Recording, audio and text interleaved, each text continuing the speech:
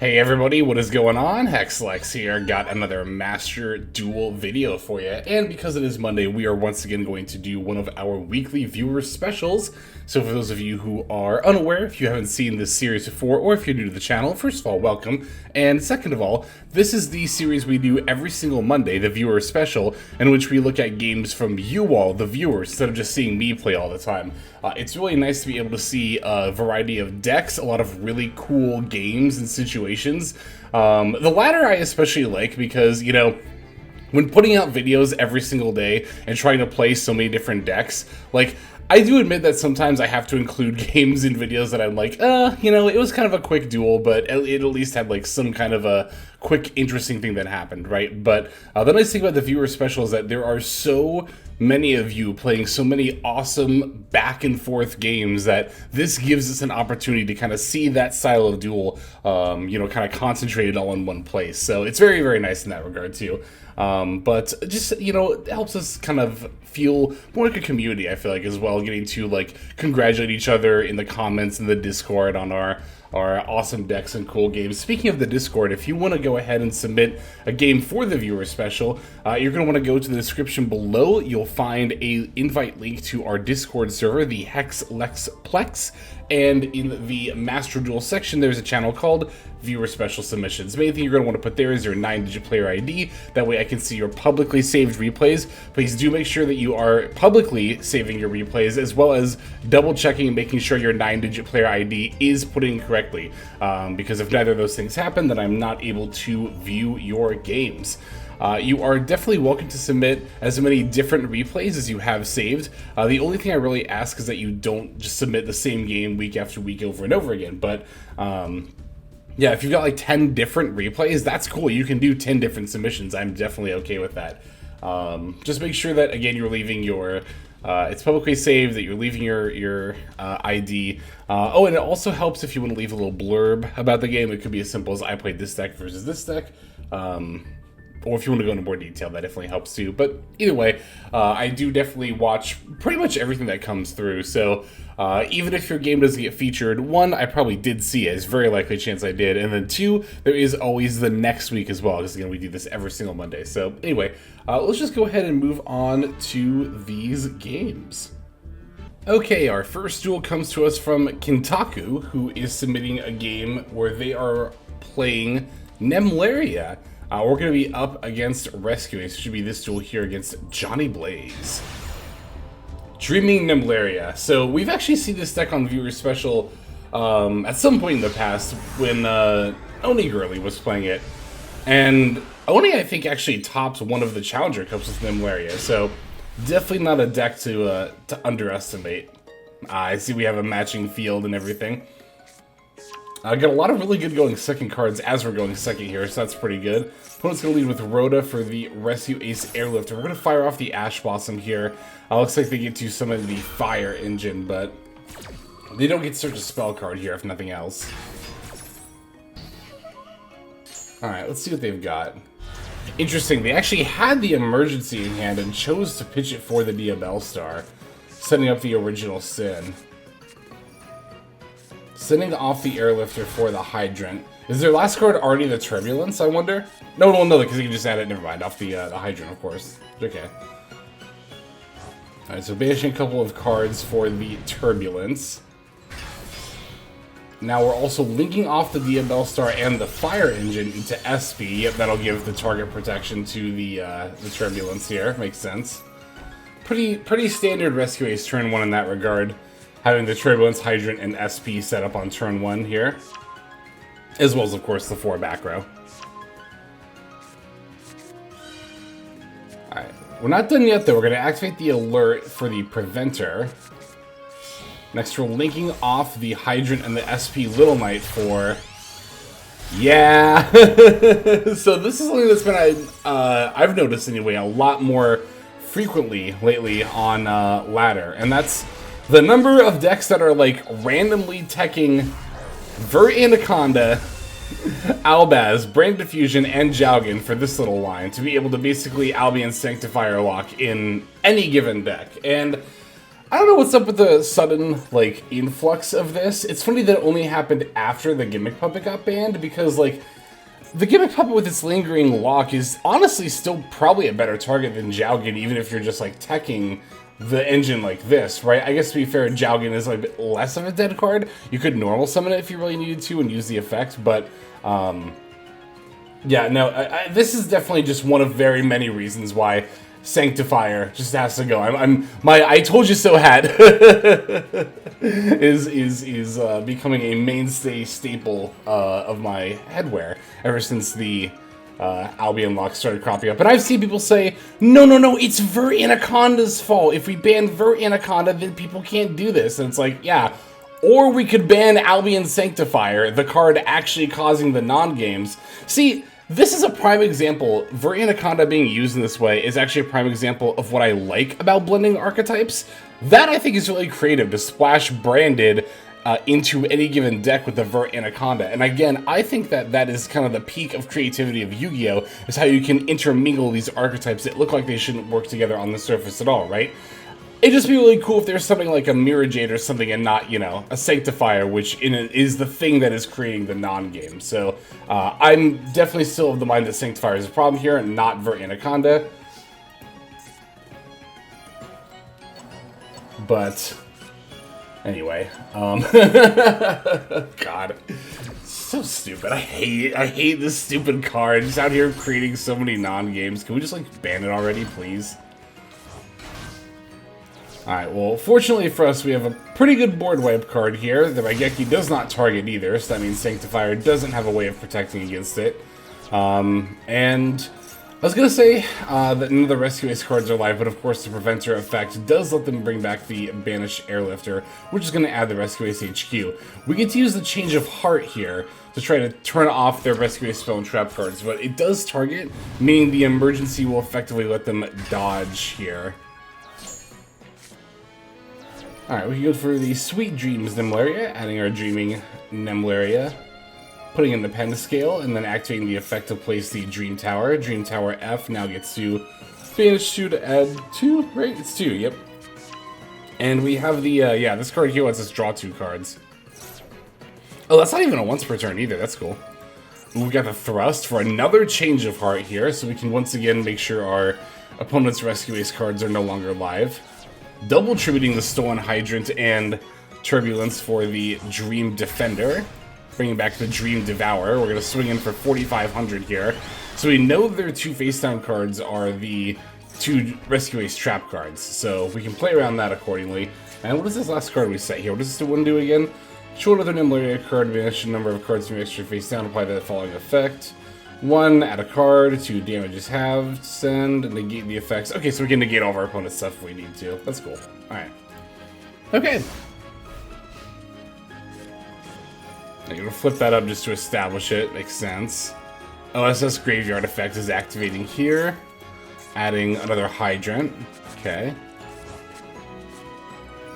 We knew they had the field spell, so they get to draw another card here. But... Does this say it negates the effects of all face-up cards? Monsters, okay, not cards. Got it. Definitely worth noting. Yeah, I can't use it against... It's hard to use that against the, Rescue Ace stuff here. Or against the Hydrant, I guess, in particular, because I could have just flipped up the trap cards in response, but... Alright, so we also... I noted that we elected to use the any damage you take this turn is halved. I actually think that's a pretty good call, because... I can definitely see a world where our opponent's able to OTK us here, especially as they're link climbing here. A lot of these Rescue Ace builds play Axis Code Talker, so can never be too careful. Alright, going for the Prom Princess, bringing back the Turb. Turbulence F going to set more of these spell cards. Those 2 face downs again are the trap cards, we know that much, so dealing with the full Rescue Ace back row here. Prom Princess and Impulse gonna get linked off into, looks like Raging Phoenix? Yep. And now, oh, it's the Atlantis OTK. Okay, so it is an extremely good thing that we chose to have all damage taken this turn, because we are going to be taking a lot of damage. I didn't even think about that OTK line. I was stuck on access code in my head for some reason. Funnily enough, we've already seen an example in this game of why Sanctifiers should get banned. We're kind of seeing an example, one of many, I think, of why Prom Princess should get banned. Like, I've actually seen people before call for the ban of Zealantis, when it's like, I can't even fathom why you would ever think Zealantis is the right band while Promethean Princess exists. Like, this interaction is her fault, not Zealantis's. Definitely not. That lethal banner scared me for a second. I was like, wait, are we gonna lose? Even with the damage halved? But no, we're good. Gonna come away with 1,250 life points left. Again, very, very good call using the 2 effect and not trying to use the 3. Interesting. So they made a Sprite Elf, not putting their Turbulence under it and then passed. Alright, so we got another Dreaming Nemleria, which we're gonna activate here. Again, we know what all of their back rows are, so if we can just play around their Rescue Ace stuff, we'll be good. Okay, they have a Droll. So, don't get to draw 2 off the normal spell here. Alright, there's the Rescue for Preventer, not even Hydrant. I mean, I guess I understand wanting to Preventer for the Book of Moon effect, but... Oh, they get to bring back SP here. Ooh. I think that's the first time I've ever seen Elf bring back an SP.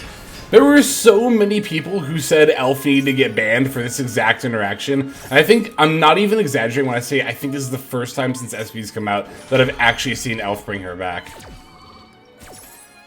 Alright, so they have the Contain. It's going to negate the effect and turn it face down. Wait, isn't that kind of... Because doesn't Contain already stop it from attacking? Yeah, yeah. So I think that's a little redundant, but... Alright, they get to destroy it, but we get to chain. Which gives our stuff 500 attack, right? Oh, and then we can use the destruction replacement effect, I see. And there we have it. Wow. So, you know, if you were to ask me, like, you know, if a Rescue Ace deck set up a Sanctifier lock and then also had multiple turns of setting up, you know, 4+ back row, do you think the other deck would come out on top? And I tell you, probably not. And if you ask me if it was a deck that was like, you know, lower on the tier list scale, like in Rogue, or towards lower Rogue, I'd be like, oh, it'd be a near impossibility. But nevertheless, Nemleria here. Don't sleep on this deck. Oh, that's definitely gonna be the title. Yeah, because as you can see here, the deck was capable of playing through a very, very precarious game state. And definitely showed off what this deck is capable of. So thank you very much, Kintaku. Very excellent duel. Let's take a look at the others that we have here. Okay, our next game comes to us from Kid Rage 99, aka Lawrence, over on the Discord server. He's got a couple of replays with Voiceless Voice. Let's take a look at the Master game. Let's see what we got here. Yeah, definitely don't mind showing off some Voiceless Voice games, because this is one of those very meta-relevant decks that I don't own. That actually might have caused me to underestimate this deck on my tier list. I saw a number of comments saying that, and I'm actually kind of inclined to agree, at least somewhat. Alright, so got a going second hand here against Yubel, where we didn't open any hand traps. We're going to lead with the Phantom and then normal summon Dark Beckoning Beast. What 2 did they put back? Was it Yubel and Spirit? It was Yubel and Ultimate Nightmare, okay. So, looks like it's going to be a Yama plus Phantom line here. Or not Yama, but Rage. Well, I mean Yama, and you know what I mean. So, yep, Yama for the Sharvara. Opening F. Pitch the Sharvara for the Dark Beckoning Beast. Sharvara F. Set the Escape. Then link off for the Rage. Nope. It's actually going to be Super Producer. Never mind. So that means it's actually going to be full combo because... yeah, if you're not playing Super Producer, then I believe this line is, not I believe, I know it's actually just, you know, the Unchained Soul of Rage, but yeah, if you're on Super Producer, then you know, all the Shyama and the Beatrice, then you can use this to kind of set up more plays with, like, the Samsara D Lotus, so, by sending it, that is, and then, yep, then you go for the Muckraker. Muckraker bringing back that Lotus. Lotus F now gets to go into Yubel stuff. So, yeah, if you've ever wondered why some builds are on seemingly randomly like Shyama, Super Producer, and Beatrice, that's why right there. I think it's a fine line, but it's also like, you do devote quite a bit of extra in main deck space in order to make a niche hand, like, better. I guess it's not that niche. It's a hand that comes up a decent amount of the time. And also, to be fair, I guess, you know, Yubel is not exactly hurting for extra deck space either. Alright, you know, I understand. I think it's more than main deck space, really. But again, it's just Shyama, right? I don't think you need to devote any additional main deck space to the engine. I mean, I guess the real reason I haven't tried it yet is that Super Producer's EUR. Like, let's be real. Alright, we got the Nightmare Griffin lock being established here. Yeah, because the Muckraker's up, you know, they're locked into Fiends for the whole turn because they use the effect, so... Makes sense. And then we also still end on the Unchained Soul of Rage, so... Got a Nightmare Griffin lock to play through. Let's see how we end up doing here. Now, one of the nice things that when you do open a hand like this with no hand traps is that, at the very least, it's an all-gas kind of situation, right? So, alright, opponent's going to lead by imperming our low, but we have, like, literally every card we would ever need, pretty much anyway. So, going to use the Saphira effect, go for the Sorvis. Now activating the Barrier of the Voiceless Voice, opponent's going to flip the Escape to try to pop the Unchained Soul of Rage and the Barrier. Keep in mind that they can't use the Unchained Soul of Rage effect on the low just yet because the low has been normal summoned and not special summoned. And Unchained Soul of Rage has to link off with a special summoned monster. So if you've ever played this deck or Unchained and wondered why you seemingly randomly can't use Rage's effect sometimes, that would be why. I'm speaking from personal experience there. So, gonna pre-prep for another Sorvis as well as Prayers of the Voiceless Voice. Moving to battle phase, actually. Trying to smack into the... Oh, because we're just passing. Right. I thought we tried to battle over the Phantom for some reason. I was like, no, of course, you have to battle because of Nightmare Pain. So, only taking 50, though, from the Nightmare Pain. You know, it's funny, for a lot of decks, leaving just a monster with 50, or against a lot of decks, rather, leaving a monster with only 50 attack points up is kind of, like, scary, but against Yubel, it's kind of a good spot to be at, actually. Alright, they're making Sprite Elf now. Elf target protecting the Phantom, as well as the Unchained Soul of Rage. Opponent gathering as much damage as they can, but not quite enough to finish us off here. Putting us down to only 650, now linking off the Rage and the Super Producer for a 2-mat Appaloosa. Okay. I don't know. I don't know if that was a good play or not. Because we already had a monster negate. I guess we'll see. So, normal summon low, they're going to use the first of their 2 Appo materials here. And then, of course, there is, as always, ever still the Nightmare Griffin. So we got the Barrier effect we're activating here, as well as the Blessing, which we activated. Saphira effect going to banish. There's the Phantom of Yubel F. Alright, so we only have one more monster negate to play through. And again, of course, also the Griffin lock. Alright, there's Yubel. Sprite Elf gonna bring back... Oh, yeah, how could I forget? The Sprite Elf just brings back the Rage. That's we battled, taking 50, moving to main phase 2. Looks like we're going to Ritual Summon the Skull Guardian by using Sorvis, because this is negated, right? Oh no, it's not negated, it's just negated by Appo, that's right. Alright, so we got 2 lows as well as the Skull Guardian here. Alright, we got Blessing F. They're going to chain Maxi. Wow, how are we going to get out of this?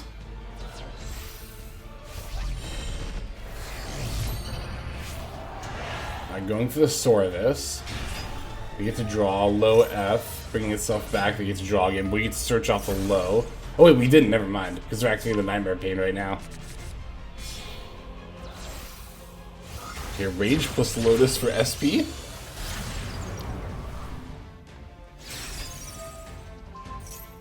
And we get to chain the Radiance, popping the Nightmare Pain and the Yubel. Wow, they're chaining all kinds of stuff. I don't know why they chained SP there on their Sprite Elf. But they are also going to bring back their super producer. Okay. Alright, Yubel's effect. Oh, wait, no. Terra Incarnate. Was that a time limit win? Oh, right as we were picking apart their board, too. Oh, no, they surrendered. Oh, okay. I think that was a little bit early of a concede by the opponent's part. But, maybe not. I don't know. That was still a wild game. Oh, my God. You know, I really wish it would have gone on a little bit longer, though. Like I was saying, it was like just as we were starting to pick apart their board. I don't know. Maybe the opponent was low on time, and that's why they surrendered. But I don't know why you would go through the trouble of surrendering if you had, like, 10 seconds left. Wouldn't you just, like, run out the clock at that point? I don't know. It's like, I feel like some people do kind of surrender as soon as things start to, like, look a little bit bad for them. And that might have been what happened here, but... either way, that was a very, very well played. Thank you very much for that very, very well played game. I don't think I said that last word there. But thank you very much for that submission. We got time for one more, so let's take a look at that last one here. Alright, so for our final duel, we got one from Papa Crow here. It's going to be a Yubel mirror, but Papa Crow says that they've got some spice in the extra deck, so let's see what this spice... Oh, hey, look, it's the Shyama build. We were just talking about this. Ooh, we do have some spice in the extra deck. It's not just Yubel, we're rocking some generators in the extra deck too. I've heard about this build before, so very eager to watch it play out here. Opening a pretty good hand here. We got Beckoning Beast and Lotus, and they have Maxi. So, we'll have to see how this ends up playing out here. I think the opponent should have waited. Not just because we have Samsara D Lotus in hand, but are we just going to go for like SP pass here? Yeah, that makes sense. But one of the reasons that I like to wait for the Maxi if they have Dark Beckoning Beast is just to see what else they normal summon. Because if they normal summon the Samsara D Lotus, then that is definitely a lot better to Maxi after that normal summon has been committed. Now here wouldn't have really mattered because we're holding 2 Samsara D Lotus, but it is something worth noting. But yeah, SP pass here with the Impermanent Veiler, so we got a good amount of interaction here going into their turn. They're going to also lead with the Dark Beckoning Beast. We're going to chain the SP to banish. They're going to chain the Gruesome Grave Scrummer, getting the extender out while they have it on the field. We're also going to Veiler to negate as well as banish the Dark Beckoning Beast. So that'll stop not only the search from getting the opening, but also the additional normal summon as well. So they're going to have their own kind of extenders, which unfortunately looks like they do in the form of Nightmare Pain. So they can pop the Grave Scrummer, add Spirit. Alright, they're putting back... What did they put back from the graveyard? It was probably the Beckoning Beast, right? I have to imagine. No, it was the Grave Scrummer. Oh no, Beckoning Beast is banished, of course. Right, off of SP. Yeah, that makes sense. Okay, so... Grave Scrummer and Terra Incarnate for Phantom of Yubel. That's interesting. Okay. They must be trying to summon Spirit off of its in-hand effect. Okay, we got the Nightmare Throne. We drew that here. Not bad. They're going to Ash Blossom. That's completely fine because we already have D-Lotus in hand. Alright, we're going to SP to proc the Phantom, which is of course going to chain. Makes sense. Getting to save our Imperm here, which is nice. Alright, popping the Spirit. Nightmare Throne is negated. Spirit F for the Yubel. So we know the card in hand is Spirit, so the only unknown factor is the opponent's face-down card here. We're actually in a pretty good spot. Alright, Nightmare Pain F. We're going to activate to pop the Spirit, add Gruesome Grave Scrummer. So proc the effects here of both the field spell and the Spirit. Yeah, I really like the spot that we're in right now. I think we are definitely ahead in this duel. Alright, so there's the Grave Scrummer. We're going to link off for Cross Sheep? Yep, Cross Sheep. And of course, here comes our first Phantom.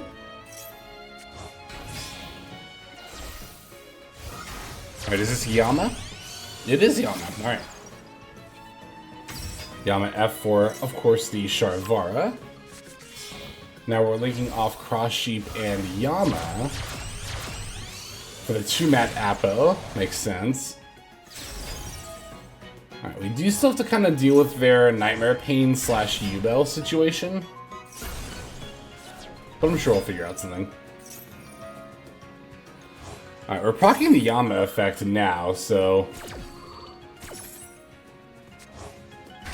Wonder if we've got something up our sleeve here. Is that a Link 3? That is a Link 3. Ah, it's the Anguish. That makes sense. That's a pretty clean way to get rid of the Yubel, and then depending on what we make here, like we might make access code and just like start going for their stuff. Or A-Bomb, I guess, also destroys cards too, of course, so. Ooh, we have a Royal Phantom, hell yeah. Oh, are we gonna do that? Yeah, here it is. I wondered if this was gonna happen, so. Those generator cards are not just for a show. We are actually going into them with 2 Phantom of Yubel, which is a level 9 monster. Now we can absorb their board with Jormungandr. Moving to battle. Opponent's got the Spirit, of course, still in hand there. But we have the Imperm, which not only negates the search effects, but also all of its protection effects as well. So holding on to that Imperm definitely super paid off here. And this is lethal, right? Oh yeah, this is definitely lethal. We're going to negate the graveyard effect of the Spirit with the Appaloosa. And there we go. Wow. That was good. So again, those generator cards, not just for show in the extra deck, but actually solidified our win here. That was awesome. Thank you so much, Papa Crow. Thank you to everybody who submitted for this week's viewer special. Loved these games. These were some very, very good games. And yeah, again, even if you didn't get featured, your submissions do still matter, because we couldn't do this series without people submitting every single week. And it really humbles me that you all like choose to do that every week. And I really do appreciate it. So thank you very much. But that's going to do it. Let's just move now to our outro. Hey everybody, Hexlex here. Just want to give you a huge thanks for watching all the way to the very end of the video. Believe it or not, that is actually one of the best ways that you can support the channel, is by watching the videos in their entirety. But there are many ways in which you can support the channel if you are so interested.